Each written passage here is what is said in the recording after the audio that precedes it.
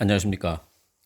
포항에서 명리학 연구소를 운영하고 있는 백상입니다.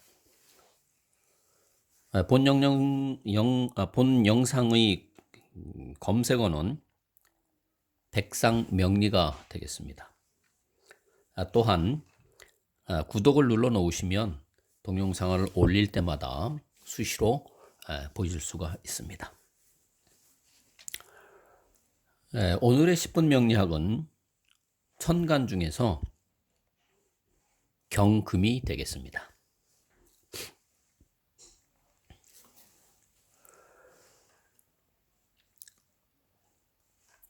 봄에 새싹이 돋아서 꽃이 피고 정점에서 숙성이 되기 시작하다가 이제 결실을 맺는 계절로 가게 되죠.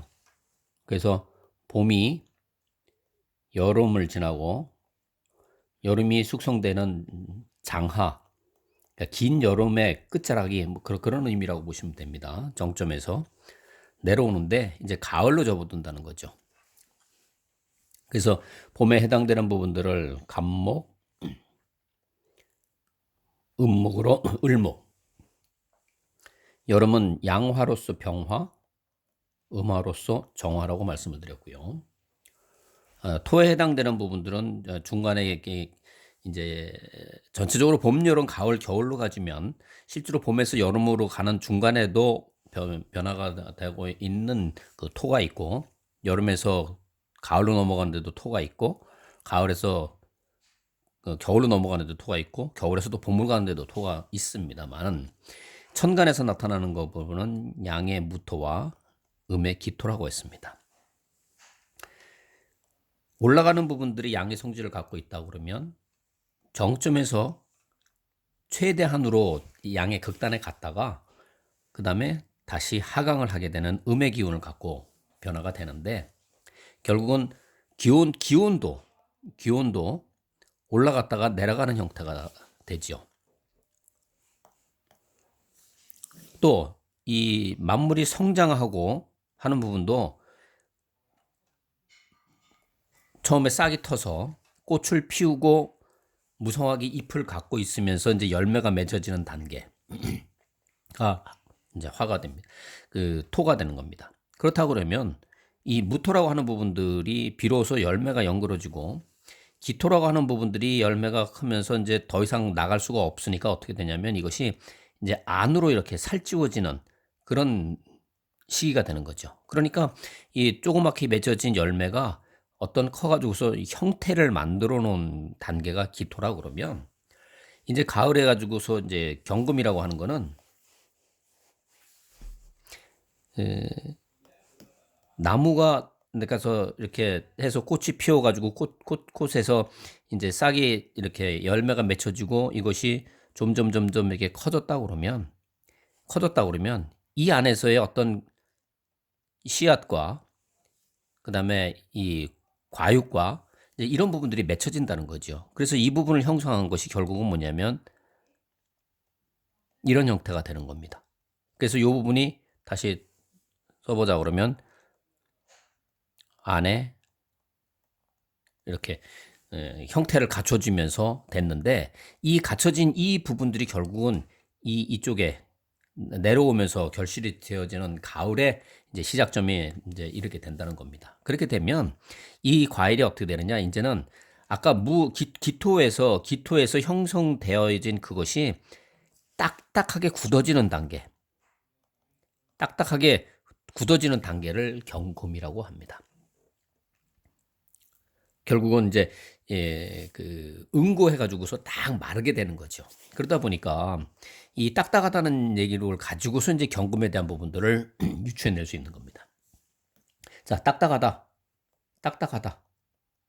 그러니까 딱딱하다고 하는 거는 뭐냐면, 우리가 이제 일상 자연에서 보게 되면은 뭐 바위, 원석, 쇠 이런 거 하고서 이제 연결이 지어질 수가 있는 거죠. 이거는 물상적인 겁니다. 그러니까 계절적으로 볼 때는 가을에 해당되는 거고. 그래서 원석이고 하는 거예요. 그러다 보니까 딱딱하다는 건 뭡니까? 딱딱하는 건 좀 그 본인이 어떤 그런 부분에서 이렇게 원리 원칙적이다. 원리 원칙이다. 그럼 원리 원칙을 가지려고 그러면 소신이 있어야 된다. 소신이 있다는 거죠. 그래서 소신이 있다고 하다 보니까 결국은 이 소신을 갖고 온다 그러면 강한 의지로 또 표현할 수가 있죠. 그럼 강한 의지가 좀 지나치면은 고집이 될 수도 있습니다. 고집스러워. 그래서 또한 그 경금을 나타내는 것은 그러다 보니까 이 뭔가 이렇게 강한 의지로 고집을 피운다는 거는 다른 한편으로 얘기하면 또 의리도 있다 이렇게 얘기를 한 거예요. 얘기를 할 수가 있는 거죠. 우리가 그 오행에서 할 때 목에서부터 인, 예, 신, 의, 지라고 그랬습니다. 의리를 얘기하는 겁니다. 또 그 경금이라고 하는 부분들은 그러다 보니까 자존심이 강하겠죠. 내가 자존심이 강하다고 하는 거는 뭐냐면 상대하고 이렇게 봤을 때는 대립을 한다는 겁니다. 대립하는 구도다. 그리고 어떤 일을 하면서 이 의리를 갖고 있다고 하는 거는 뭐냐면은 이해타산적이지 않다는 거죠. 다시 말해서 비계산적이다 하는 부분도 나타날 수 있습니다. 또 이런 부분도 있으면서 이런 부분들이 결국은 사회생활을 하거나 이렇게 일상생활을 할 때 결국은 다른 사람하고의 관계가 돼서 대립하고 하니 그런 부분들은 결국은 뭐냐? 일을 처리하는데 유연성 또는 융통성이 상당히 결여된다. 이렇게 볼 수가 있는 겁니다.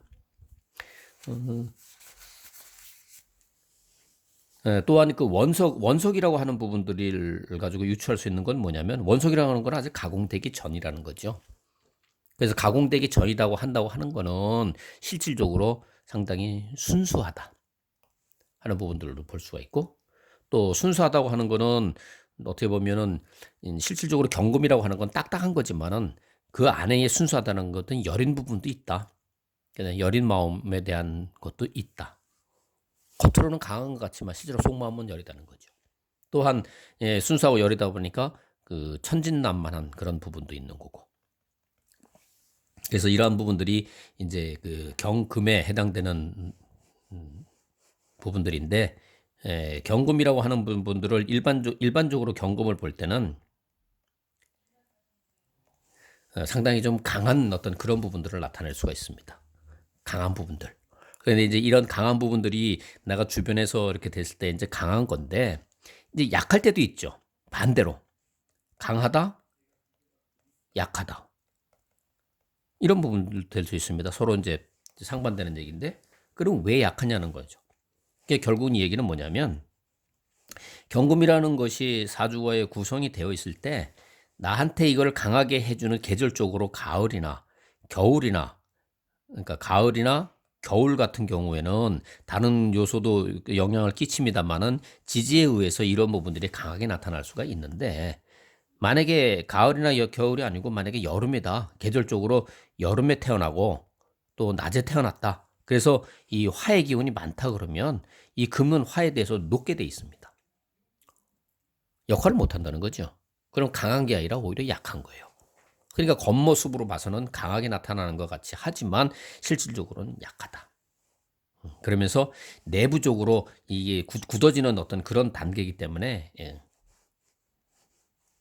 강한 부분도 갖고 있는 것을 이제 전체적인 이제 사주 구성에 따라서 그 부분을 해석을 할 줄 알아야 된다. 하지만 경금에 대한 부분들은 기본적으로 뭐 이것이 강하다 약하다로 하는 어떤 그런 부분도에 대한 것은 해석의 차이지만 기본적으로 성질에 대한 논하는 그런 부분들은 아까 말씀드린 대로 소신, 그다음에 원리 원칙, 그다음에 강한 의지, 고집, 그다음에 의리, 비계산적 또는 뭐 결단성, 그다음에 순수한 마음, 그다음에 자존심, 대립, 그다음에 천진난만한 거, 그다음에 유연성이나 융통성하고 관련된 부분들, 이제 이런 부분들하고 연관이 돼서 그거에 대해서 이제 풀이를 한다 하는 부분들을 이제 아시면 경금에 대한 이해를 충분히 하신 거라고 볼 수가 있습니다. 그래서 오늘은 오행 중에 금에서 양의 금에 속하는 경금에 대해서 말씀을 드렸습니다. 오늘은 여기까지 하도록 하겠습니다. 감사합니다.